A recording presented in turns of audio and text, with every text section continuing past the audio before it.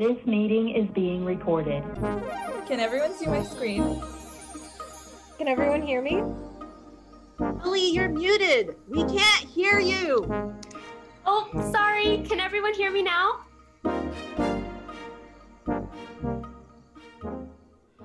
Hey everyone! Thanks for tuning in to Politics Under the Microscope for part 3 of our COVID special, The Policymaker's Perspective. I'm Nina, and today we'll have 2 members of Congress joining us. First up is Representative Seth Moulton. Congressman Moulton represents the 6th District of Massachusetts in the House of Representatives and has held this seat since 2015 after defeating incumbent challenger John Tierney. He earned his Bachelor of Science in Physics from Harvard in 2001 and joined the Marine Corps just days after graduating. After completing 4 tours in Iraq, he earned 2 graduate degrees from Harvard in Public Policy and Business, and then brought high-speed rail to Texas while in the private sector. Representative Moulton then decided he wanted to serve his nation again, but this time as a voice for his home district in Congress. He has been an active member of the House Armed Services Committee, Vice Chair of the House Budget Committee, and is the co-chair of the Future of Defense Task Force. His legislative areas have ranged from service for veterans to domestic health to foreign affairs. Representative Moulton is speaking with us today about the federal response to COVID-19, the role that science and expert advice played in COVID policies, and the importance of science policy for society. Representative Moulton, thank you so much for being on our show today. It's an honor to be here. Thanks for having me, and thanks for having this discussion. And thank you for being part of this discussion. Let's just jump right into it. We've lived with COVID restrictions and warnings for about a year, which sounds hard to believe. And of course, as members of Congress, you all are briefed on and made aware of risks to the American public before they can impact us. You were a very early sponsor of the CARES Act.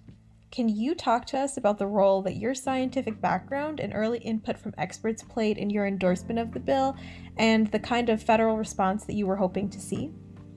Well, long before the CARES Act came along, we were simply the first office on Capitol Hill to have a very robust response to the pandemic ourselves. We were the first office to close down and go remote. And this is because I was listening personally to the scientific information, and I think I had the background to try to understand where this was going and do the math about how bad this could get and how quickly it could get bad. I remember having a conversation with our leadership, just explaining exponential growth and why before we get too far, this could be totally out of control. And we also very quickly assembled a scientific advisory panel to give us more expert advice on all these things that I instinctively, I think, started to understand. So the point is that we've been an office that listens to science all along, and that meant that we were particularly well prepared to respond quickly to the pandemic. Thank you. That's very comprehensive. I want to ask a bit more because I do know that you're very active in your district, and really that's essential for a member of Congress. States had to take a proactive approach in combating this pandemic, and it was essential for members of Congress to interface with their constituents and state officials to provide strategic testing and relief. You've served as a Marine, and you're more than familiar with using strategy to tackle a problem. What were the proposals that you and other members of Congress posited to address state infrastructure and strategies to tackle COVID before a pandemic was formally declared? Well, I wrote an op-ed for WBUR, the local NPR station, in March of 2020. And I talked about how we need to respond to this crisis, just thinking about it as a crisis, not even so specifically as a pandemic. And I said 3 things. First of all, we have to communicate honestly. Better communication between hospitals and the local government, between local government and the federal government, between government officials and the scientific community would help us get through this much better. And of course, there was a lot of concern about honest communication, especially from the Trump administration as this crisis unfolded. The second thing I said is we need to prepare aggressively. A factory should be converted to produce necessary medical supplies. I called on the Secretary of Veterans Affairs to direct VA hospitals to provide a backstop to the rest of the healthcare system. Many people don't know that that's actually part of the mission of the VA, not just to take care of veterans, but to be a sort of crisis response for everybody else if necessary. And those are the kinds of preparations that we needed to make, and we needed to make them quickly. We didn't know how bad this was going to get, but the warning signs were there. And then third, I said, you have to act decisively. That means the federal government should fund COVID testing and treatment. I wrote a letter to the vice president back in February talking about the importance of testing. We need to designate hospitals to be just for COVID patients. The governor actually took this suggestion from me, and Massachusetts became the first state in the country to have a whole hospital designated for COVID patients, both to treat them effectively, but also to make sure that everyone else could still go safely to the hospital for whatever other concerns they may have. I talked about the likely necessity of shutting down public schools. And if you remember at first, they were just shut down for a week or two. I had a very candid conversation with local school superintendents and said, I wouldn't expect this to only last a couple weeks. And we also talked about policy things like having more paid sick leave for workers, something we should have in America anyway, but becomes an especially acute need in a crisis like this. I also noted that we should have activated the Defense Production Act early on to start producing PPE, those gowns and masks and surgical gloves and other things that we need for our frontline workers to safely manage this crisis. Those are some of the ideas that I shared with the general public, but also with local, state, and ultimately federal leadership about how we could more effectively respond to this kind of crisis. Yeah, that's very helpful. And if I remember correctly, you were able to secure over $500,000 for fire departments in your state for PPE and over $16 million for testing. So going back to this local level approach, how did you evaluate those needs? And how did you as a member of Congress interface with your constituents? You're sent to represent your district to the greater United States. How was it that you were able to work out a strategy that was effective for your constituents? To be an effective representative, you have to listen to your constituents and you have to really hear what they're telling you. I think it is critical to interface with your constituents in a very real and human way. And so when I started reaching out to fire chiefs and police chiefs to try to understand how they looked for PPE supplies, what they were anticipating, it was an easy conversation because it's a conversation that I've had with them before. What I heard when I engaged in these discussions was that they didn't have any reserves, that they were looking at serious shortages within days or weeks, let alone over the course of a months-long pandemic. And so I also had a very candid, honest, and tough conversation with them to say, you need to start rationing that gear right now. Because as much as I would like to be able to promise you that I will go to Washington and bring back hundreds of thousands of pieces of PPE next week, the reality is that that's probably not going to happen. So again, communicating honestly, being able to listen, those are essential leadership skills that are especially important in a crisis like this. Thank you so much for that. I'm really glad you actually mentioned an op-ed because we discussed another one that you wrote for the Salem News at length internally. And in that op-ed, you stated that we needed to lock down 2 Ps during this crisis: PPE and proof. You cited the number of unknowns about the virus. We know that when things are unknown, people tend to panic. And when people panic, sometimes they make decisions that are not always well thought out, or they may follow someone they consider to be an expert who may or may not have great intentions, or may not be fully informed themselves.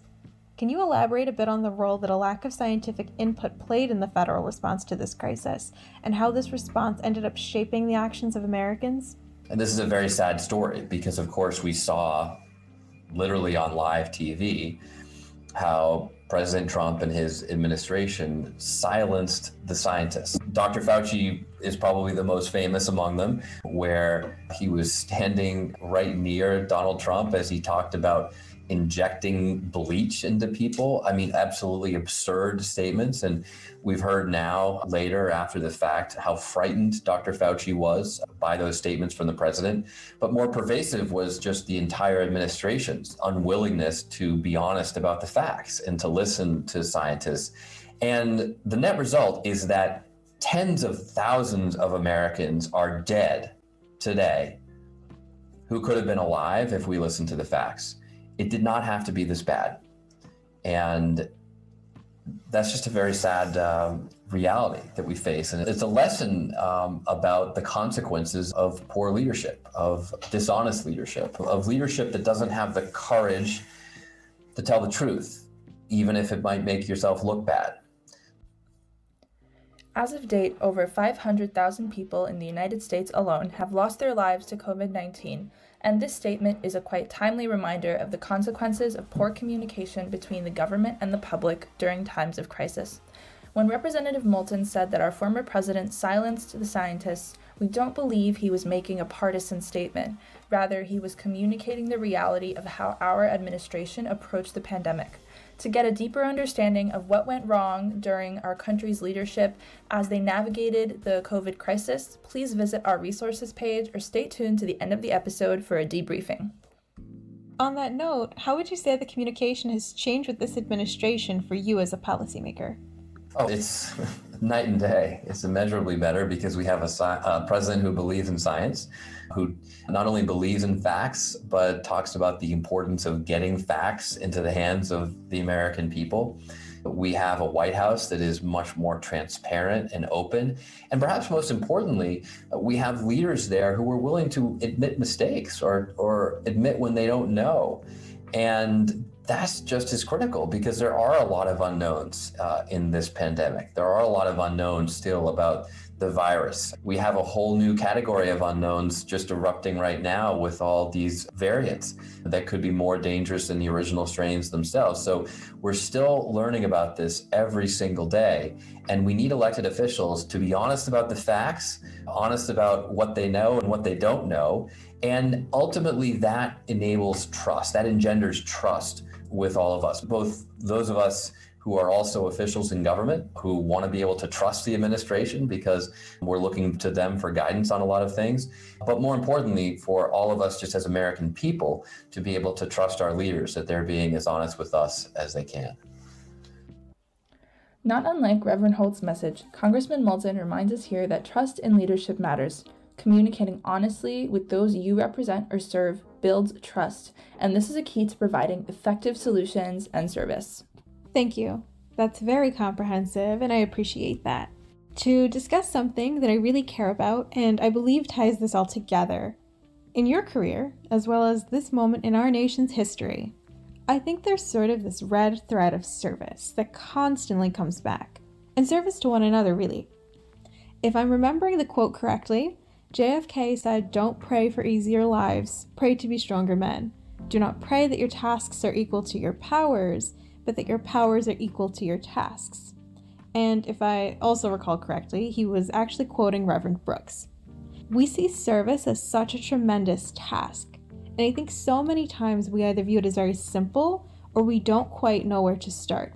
If your background is anything like mine, you probably grew up with parents who were really dedicated to service to your community.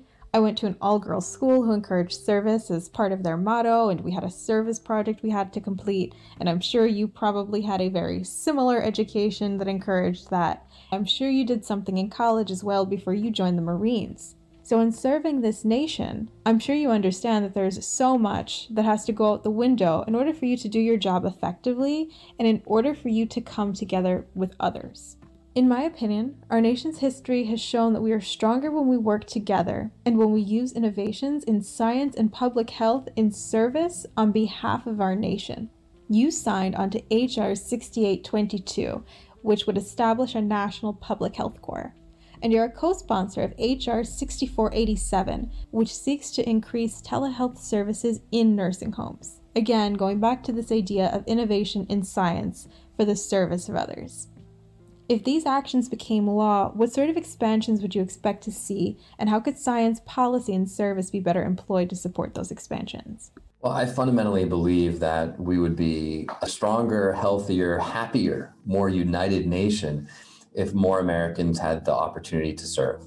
And of course, there are a lot of ways to serve. I mean, you can serve your own family. I'm about to have a daughter, and I'm expecting my current daughter, who's 2 years old, to, do a little bit of service to our family and trying to take care of her younger sister. We'll see how that goes.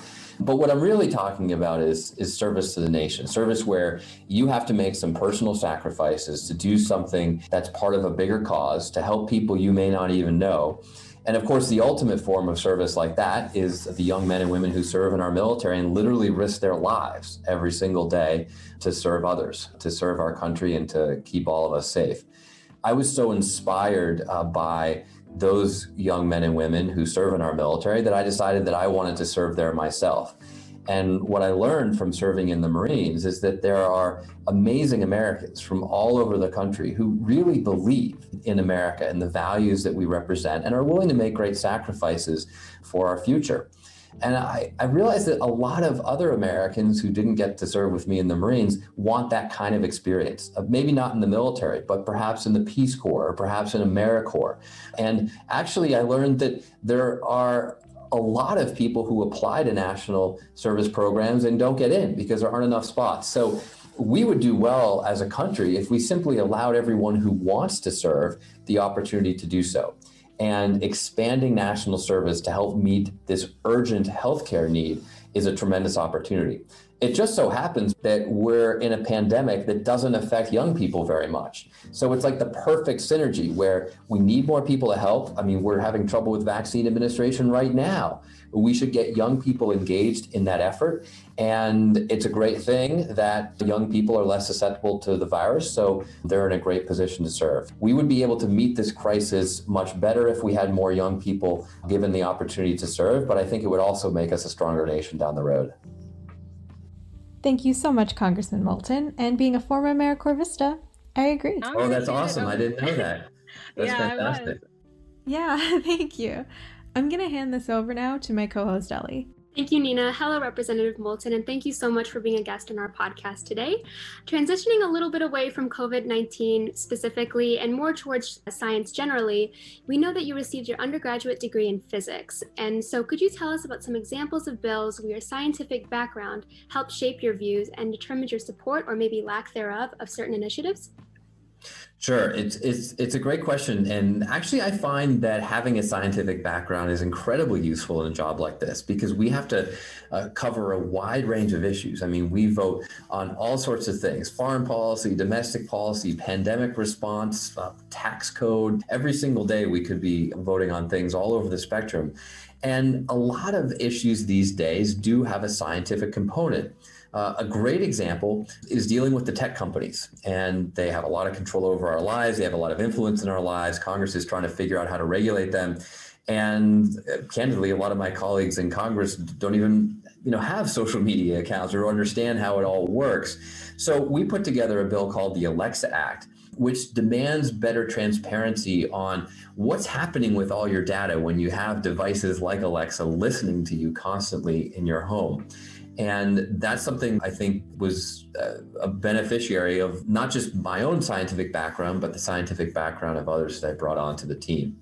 I also co-sponsored the Secure 5G and Beyond Act of 2020, which passed the House to develop a strategy to ensure that the next generation of mobile telecommunication systems is safe and moving forward, and that we don't just have to buy this technology from overseas.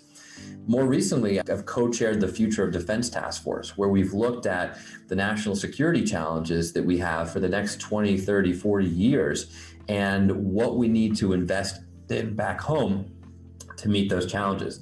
And I can tell you that one of the prime conclusions of our report is, one, we need to invest in more basic scientific research. Because if we want to develop the next generation technologies, whether that's in computing, in healthcare, or in national security, we've got to have the foundation of scientific knowledge to base those innovations on that we've often had in the past, but we're falling behind the rest of the world in developing. The second thing we talked a lot about is just how important it is to develop our workforce. And in some ways, the most significant investment we could make in our national security is not in some new ship or aircraft or missile system, but in the education of our youth. Because if we are leading the world in scientific discovery, then we're going to have the best technologies to keep us safe. So there are a lot of ways in which my scientific background, I think, informs my work every single day in Congress. Absolutely. We love those examples. And going on in the same vein with the next generation of young scientists, what made you co-sponsor the Early Careers Researchers Act, and what role do you believe that early career scientists can play in improving our society via STEM and policy and politics? It's absolutely critical. I mean, we need more people all over America to have opportunities in science and STEM careers, we need to fund research and we need to fund research positions. We need to make sure that people in America compete with the rest of the world. When you look at the statistics right now, it's rather disillusioning. The education statistics show that we're falling behind some of our key global competitors when it comes to developing STEM talent. When you just look at math test scores for young kids and for kids in high school, we still have the best graduate school education program in the world, but a lot of American kids never really have the chance to reach that point because their basic public school education growing up or their high schools are not strong enough to get them into a PhD program eventually. And the whole country is missing out on that talent. When some kids fall behind because they simply don't have the opportunities to succeed, then that's great talent that never gets put to use. And we all suffer from that. So we clearly have to invest more in education, and I look for opportunities to do that across the board. Awesome. We love to hear that. So finally, your versatility has allowed you to transition from science to the military to public health to business and ultimately to government. Ooh, that's a lot. Seeing both the scientific and policy side, what advice would you give a rising scientist like us who has an interest in policy and politics? What resources should people like us become familiar with, and people that are younger than us even? Well, to touch back on a theme that's been a cornerstone, I think, of our discussion this entire time, look for opportunities to serve. Look for opportunities to give back. And recognize that your vision of service may not be exactly the same as someone else's. I mean, you may not want to serve in the military, for example, but people who serve in the military might need your help, and you might learn something from them and vice versa. The more Americans recognize the opportunities to serve, but also appreciate all the different forms of service that are out there and the different sacrifices people make to advance our technology, to keep us safe, to educate our kids, all of that contributes to making us a stronger, healthier, more united country. And I think everyone should be a part of that. So my basic advice is study hard, work hard, innovate, but also look for an opportunity to serve. Awesome. And thank you so much, Representative Moulton, for your time and for all of your incredible insights. On behalf of Politics Under the Microscope, we appreciate it immensely. You're welcome. Take care. We were also able to catch up with Representative Houlahan to discuss the federal response to COVID-19, the role that Congress can play in improving diversity in STEM, and how service informs policy. The second member of Congress we will be speaking with will be Congresswoman Chrissy Houlahan. Representative Houlahan represents the 6th Congressional District in southeastern Pennsylvania. She earned her Bachelor of Science in Engineering from Stanford University while simultaneously maintaining ROTC commitments. She joined the Air Force, serving 3 years active duty in Massachusetts as an Air and Space Defense Project Manager. Representative Houlahan then served as Air Force Reserve, working for a sportswear startup as Chief Operating Officer, and later transitioned to the COO of B-Lab, a nonprofit which awards the B certification to for-profit organizations. Her dedication to education encouraged her to join UPenn's lifelong learning program, retaking hard science courses. After expanding upon her knowledge and refreshing concepts, Congresswoman Houlahan enrolled with Teach for America, instructing chemistry at a public school for 1 year. Inspired by the students she served, she joined Springboard Collective as COO and Chief Financial Officer, a nonprofit aimed at tackling literacy in underserved areas across the nation. Motivated by the 2016 election mobilizing in response to the political climate, Representative Houlahan ran for Congress in 2018 and became the PA 6 representative. Her legislation has covered a multitude of areas, including education and areas of reform in STEM. Today, she'll be talking to us about the federal government's response to COVID, service, and what it's like to be a woman in STEM, and how policy can be used to positively impact the next generation coming up. Representative Houlahan, thank you so much for joining us. Thank you. Thank you guys for having me. Yeah, just to kind of dive in, you were an early stage sponsor of the CARES Act. You signed on in January 2020 before the nation really felt the effects of the pandemic. Because you have a strong background in engineering, what role did both your scientific background and early input from experts play in your endorsement of the bill, and what sort of federal response were you hoping to see? One of the reasons why I was motivated to run for national office rather than state office, as an example, was a real interest in science and STEM. and a real interest in cybersecurity and biosecurity, and specifically in the biosecurity area in pandemic of all things. One of the reasons why I asked to be on the Foreign Affairs Committee in the Asia and Africa subcommittees was a concern that we were heading towards a possibility of a biological exposure in one form or another, either unintentional or intentional. And we wanted to have, I believed, more people at the table who had at least a passing interest in those issues. And there really aren't very many people in Congress, like in a couple dozen out of 400 and something, who have that kind of appetite and experience. So unfortunately, I joined the Congress as a freshman and almost immediately was thrown into a pandemic of generations. And hopefully it will be the last one we see in a very long time. But I'm concerned that it isn't. It's just a leading indicator of something that we unfortunately will need to be better prepared for different mutations of this particular virus and possibly others as well. And so in terms of your question about the CARES Act, I feel as though we needed to move very quickly, and I'm grateful that in many ways we did bipartisanly move very, very quickly with our at least initial pandemic response in things like the CARES Act. Unfortunately, right now, what we're seeing is that we still need to do more. A year and some after the first documented case, we are still, of course, dying from this disease. Businesses, small and large, are continuing to die from this disease. Families and kids are struggling with how to, work, how to go to school. This conversation about women in particular, so many people who are women have had to leave jobs because of the pandemic and its implications on their families. The CARES Act was a really important first step in this crisis. But what I think we didn't do well as a collective was see just how severe and how grave this pandemic was. I look back nearly a year later and think about the fact that even I thought we would be leaving our offices for a short amount of time. Didn't really think that it would be, at this point, almost a year since I left my office. And at this point in time, I'm the only one who goes to my office on a regular basis in Washington. Of my staff of nearly 20 people, I'm the only one who goes at this point. Everyone else is working remotely. So what I would say is that federal response is more than just representing your community and representing how your constituents think. It's also about leading your community. And I would have liked to have seen us collectively lead much better with a much more rapid and honest assessment from the administration, from the Congress, both the House and the Senate, from our state and local governments, that this was real and that we needed to be aggressive collectively in our response to it. I guess the bottom line is I wish that we had trusted in science and data from the day one rather than kind of a year in. Certainly. And I think that's a really good point that we could all definitely agree with, having undergraduate backgrounds in science. I think you make a really good point when you talk about community.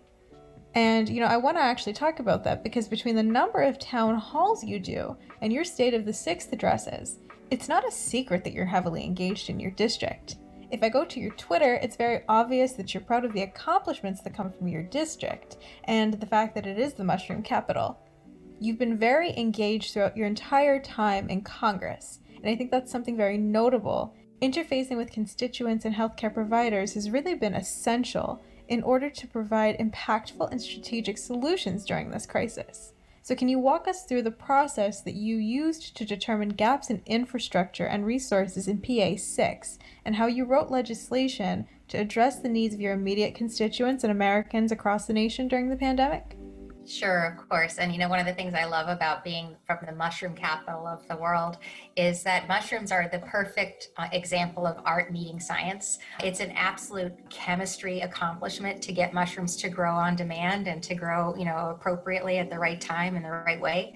But it's also really an art for the people who are in the fourth and fifth generations of having figured this problem out.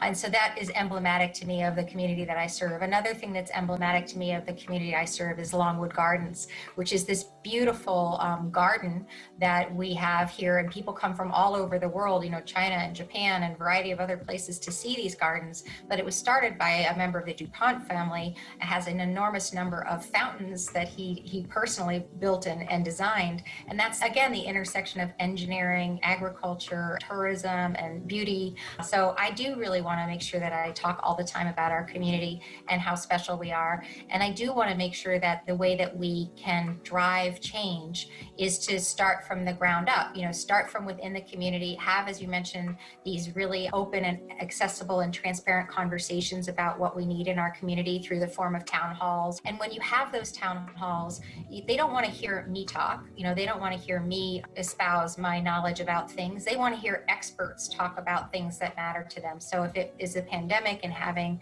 medical experts or maybe even educators who are thinking about issues like mental health, those kinds of people are the people we're trying to bring to the town halls, but we're also trying to bring out the questions of our community as well and the ideas of our community so that we can bring those up to Washington. And the way that we've designed our team is we have here in our community about 9 people and in Washington about 9 people, and they're roughly correlated with one another in terms of working within the district and then working on legislative initiatives in Washington on those issues. So we try to get ideas from our community and be helpful, and then we try to translate them onto the legislative agenda. A good example would be, I'm an entrepreneur. As you mentioned, I've helped grow a lot of businesses in our community, and I know how hard it is to be an entrepreneur, full stop. In the best of times, it's super hard to grow a business from a startup to something of any scale or consequence. And it's particularly hard right now in a pandemic to do that. One of the pieces of legislation that came forward because of feedback from our community, we had a lot of people who were applying for loans through something called the Paycheck Protection Program, small businesses who were applying for these loans. And they were applying for, relatively speaking, small dollar amounts, like $150,000 and below. And what they were being asked to do in asking for those loans to be converted into grants, which is part of the program, if you use them appropriately, is the same thing that large companies were being asked to do. Very, very large companies were being asked to do the very same things that small companies were trying to do.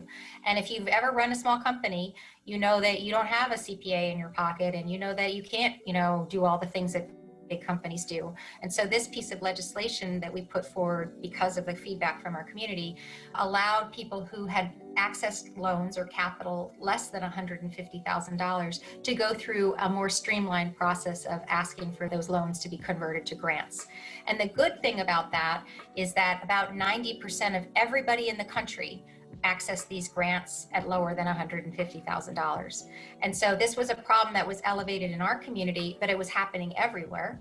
And so all kinds of small and mid-sized businesses were able to benefit from this piece of legislation that's now law, but also all of the lending institutions that were trying to process all those loans in their conversion to grants were getting stuck in the pipeline because there were just so many of them that were so relatively small that they weren't able to process them rapidly enough. And so the lending institutions also benefited from that. So that's an example of how you try to listen to what's happening in the community and then you try to find a legislative solution. Yeah, thank you so much. And that's really helpful because that was something that we were really curious about. How do you take this community experience and really apply it to policymaking? Which leads to the next question that I want to ask you. We know that the virus has impacted every part of our lives. I mean, even us, we're talking to you remotely, right? We're not sitting in your office asking you questions. Really, 2 major areas that have been impacted by this are small businesses, as you stated, and education as well. There are so many kids who are now starting kindergarten and they're starting online their first full year of school. How did you use your congressional committee experience and personal experiences to address fears stemming from the impacts of the virus in these 2 areas specifically? That's a great question. I just was on the phone before you guys with the Delaware DCCC, the Delaware County Community College, and this afternoon I'll be on with an organization, a nonprofit that focuses on diversity in teaching to make sure basically that kids can see themselves in their own teachers. And these are things that we have to be thoughtful of. How, as a young STEM and STEAM person, I was one of very few women in any of my classes as a young person. And then even in college, my major had 99 people in it and only 10 were girls or women. And then again, in my graduate school, similarly felt like I've still only ever had one woman professor in my career. There's so much work to be done at so many different levels to try to make sure that everybody gets a good and fair shake at a good education. One thing that you brought up, though, in the beginning that I want to make sure I focus on is my experience in teaching chemistry at the 11th grade level. It's very, very hard, if not impossible, to teach something like chemistry at 11th grade levels to kids who are reading at the 3rd and 4th grade levels. And my kids in my school work. One of the things that I have to challenge myself to do, and I would challenge you guys to do too, is also think about literacy. Also think about the skills that you need in just basic numeracy to be able to eventually be the people, the amazing professionals that you guys are, and how we cannot take those basic skills for granted, and how important those pre-K through 4th grade years are to make sure that we have that pipeline of kids who are going to be able to have those math skills and those reading skills to be able to hopefully be in positions like yours. So it's a really big, complicated puzzle to think through, and to be thinking about those babies who are sitting in front of Zoom screens right now and how their education will be forever impacted. And thinking about those young people who are in college right now. I was a graduate student with a baby and pregnant. How do you do that and make sure that there are more families, more women who are able to pursue careers in the sciences and in engineering and math, when they also are shouldering sometimes a lot of the family responsibilities too? So when you think about all those different things that I just spit out at you, every last one of them could have a policy, implication or a policy solution. And it's important that we have more people in places like Congress who have that passion too. There are only about 24, as I mentioned, engineers in Congress, or STEM professionals, out of 400 and something. There are even fewer with education backgrounds. And that is a problem when so much of the Congress, like the entire Ed and Labor, committee, that's what they do, is think about these issues. We need more diversity of all kinds in places like where I am. Thank you so much. That was very insightful. And that's actually how the four of us ended up coming together, because we felt as though policy had a gap. And so one more thing that I would like to ask you before handing it over to my co-host, Naira, is about service.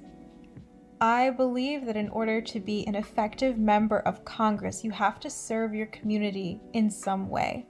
And having done a service term in AmeriCorps, I do deeply care about service, and anyone who has gone on to read anything by you, any op-eds, it's very, very clear that you are dedicated to service. And your year in Teach for America instructing high schoolers really has informed so much of your policy and your view of service, as well as your time in the military. You've co-sponsored H.R. 6808, which would develop a health force to respond to public health emergencies. And you were also a co-sponsor for H.R. 6822 to create a national public health service program to respond to emerging needs. What value do you believe service has in alleviating a national crisis such as this one? And how can science and policy be applied to current programs or legislation to encourage more service that benefits our fellow Americans? I think service is in some ways the cure to a lot of the things that ail us as a nation. And I think that not everybody should have to or feel compelled to serve in a uniform. But I do feel as though some of the things that are so wrong and broken in the country right now are because we're not meeting each other anymore or at all.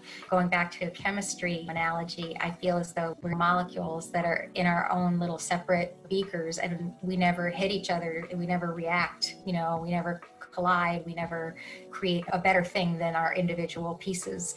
And this is, I think, a real problem. I think we can address that by being more service-minded and by providing more opportunities for people to serve. And that doesn't, as I mentioned, have to be in a uniform. It could be as a VISTA or AmeriCorps or City Year, Peace Corps, Senior Corps, Teach for America.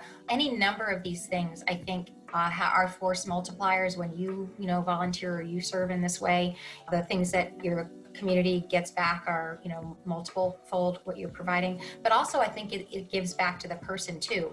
I mean, I know that had I not had the experience of teaching 11th grade chemistry 11 miles from this window, the same year that my 10th grader was taking AP chemistry here in my community, and seeing the difference between what my daughter's experience was and what my kids down in North Philadelphia's experience was, I have been forever changed by that. And I don't think that folks in my community can completely understand the disparity that is 10 miles down the road from where we live.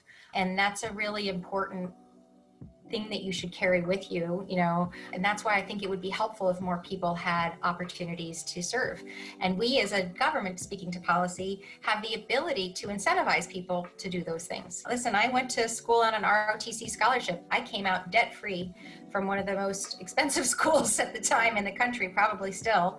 So that created all kinds of opportunities for me to continue on in entrepreneurism and those kinds of things. But it also created for me a constant sense of service and duty that I still feel to this day. So we have a lot of opportunities in Congress to create these programs that would maybe provide tuition or tuition assistance, or the ability, like the GI Bill, to put a down payment on a home or a loan. There's so many ways that we can incentivize people to be of service, and so many people who I think would take advantage of that. The Servicemen's Readjustment Act of 1944, better known as the GI Bill, was originally enacted to assist World War II veterans. This bill established hospitals, created low-interest mortgages, and made it possible to issue stipends that cover tuition and expenses for veterans who attend college or trade schools. These benefits apply to more recent veterans as well. Thank you so much, Representative Houlahan, and I really agree. I do believe service starts locally. It starts at home, it starts at school, it starts in your community, and from there it blossoms, and that's just really brilliant. Thank you so much. So now I'd like to hand it over to my co-host, Naira. Amazing. Thank you, Nina, and thank you, Representative Houlahan, for all of your brilliant insights thus far. Circling back to education and education reform, we know that you've sponsored bills that vouch for higher and secondary education improvements. Can you discuss the ways your experiences as a woman in engineering informed the way you tackled issues in modern education? Sure. So I'll just talk about maybe one or two. One is not a piece of legislation at all, but the fact is that there was no group of people who were thinking about women and communities of color in STEM and STEAM, and that's just deplorable. And so we, the very few people who fit into that description, started this caucus or group and organized around it. It's now bipartisan. It now has more than 50 members of Congress in it. And we have the opportunity in that way now to talk about these issues of STEM and STEAM and access to education and skills and jobs and those kinds of things. We know that women are 52% of the college educated workforce, but they're only 29% of the STEM and science and engineering workforce. And when we look at engineering, aside from the life sciences, it's 16%. So we have so much work to do that something like a Women in STEM caucus can be helpful on things like, as we talked about, legislation that helps more teachers look like their students, or that helps more people be able to access things like childcare when they're at getting their graduate level degree or undergraduate level degrees. So those are some of the things that a caucus can help be a catalyst for. Representative Houlahan is referring to the Women in STEM caucus, which is co-chaired by her, Debbie Lusko, Haley Davins, and Jackie Walorski. This was started in 2020. This caucus intends to tap into the women and underrepresented minorities in STEM to improve research, leading to more innovation, boost the economy, and expand our nation's scientific capabilities. Another thing we asked for kind of specific legislation that stunned me is I serve on the Foreign Affairs Committee. So the Foreign Affairs Committee is what it sounds like, but part of its responsibility is the State Department. And I was stunned to find out that we have a lot of problems in the State Department in hiring. One is we don't have the right pathways or on-ramps for people of color to be able to access the diplomatic corps, and that's a big problem. Another one is, interestingly enough, many of these jobs have evolved out of times that before this to require a liberal arts degree to be able to apply for them. Forget about your race, ethnicity. You are not eligible to apply for some of these jobs if you do not have a liberal arts degree. Particularly in a world where we're talking about things like cybersecurity, things like biosecurity, that is national security. How is it possible that we are not encouraging people with these kinds of technology backgrounds to be part of the diplomatic corps? So this is another kind of example of like a no duh, kind of moment that you can fix. Here, Representative Houlahan mentions the Diplomatic Corps, which is the cohort of diplomats for the United States. In the last administration, for example, 5 of 200 diplomats were Black. Although the data isn't clear about the ethnicities of other diplomats, we know that few diplomats have been people of color that represent our nation. In the words of Linda Thomas Greenfield and William Burns, at the very moment when American diplomacy could benefit the most from fresh perspectives and a closer connection to the American people, the diplomatic corps is becoming increasingly homogenous and detached, undercutting the promotion of American interests and values. Yeah, absolutely. Thank you so much for that.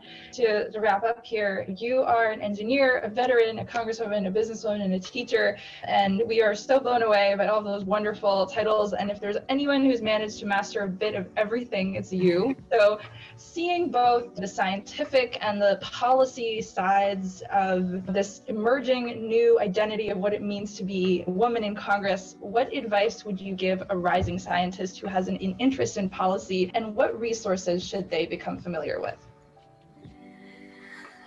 Oof, that's a big question. When I look backwards on my career, it kind of makes sense. When I looked forwards on my career, it makes zero sense. You know, I think my advice would be do what you like and do it with people who you like. And I've never been that person who's been like, I envy people who are passionate about one particular thing. You know, my daughter, my oldest, is a theater director, and since the age of 3 or 4, that's what she was gonna do. That's what she was gonna be, and she's in her nearly 30 now. And so I envy that. But what I would say from my perspective is life is really long. If you're interested in something like this, that doesn't mean you have to aim yourself at this right now, at this very moment. It means that you can create, you know, a portfolio, a resume of a variety of different experiences, because they're all going to be useful. I do think that my graduate work in technology and policy was useful, but you don't have to have that kind of specific degree. You can instead just take some classes in policy or understand the ethics of some of the technology that you're working on, because that's the intersection of what you do and how it matters in this world.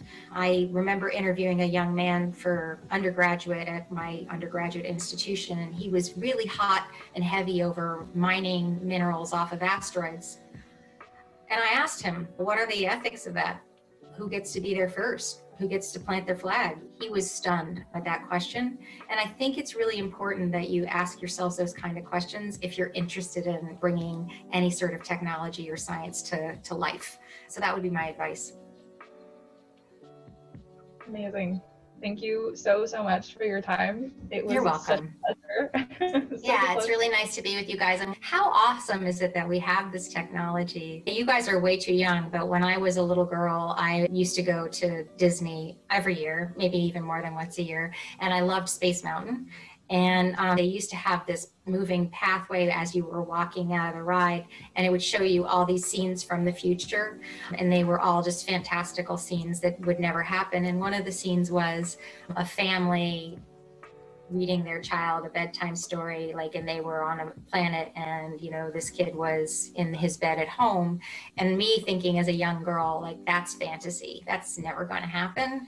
And, you know, now I'm not that old, but it's happening, right? I can talk to you here, and you guys are wherever you are. And it's a really remarkable, a testament to what we can do with technology if we use it for the right things. Well, thank you so much for joining us today, Congresswoman Houlahan, and we really appreciate your insight and your responses to every question we've asked you. On behalf of all of us here at Putnam, we would like to thank Representatives Houlahan and Moulton for their time and expertise on COVID-related policy, service, and science policy and its applications to society as a whole. For more information on the topics we've discussed here, head to the resources page on our website, politicsunderthemicroscope.com. As a man on the L train once said during Showtime, you do not have to be Congress to pass a bill. And you don't have to be a member of Congress to actively serve your community in an impactful way. And if you take anything from this episode, we hope that you take that from it. If you have any questions or concerns, you can always drop us a line through our website as well. This is Nina signing off. Thank you so much for listening, and we hope you've enjoyed this episode.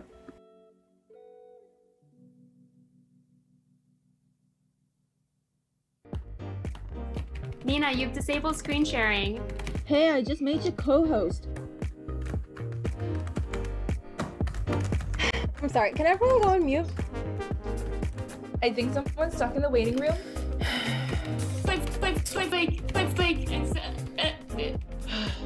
You're breaking up again, Ellie.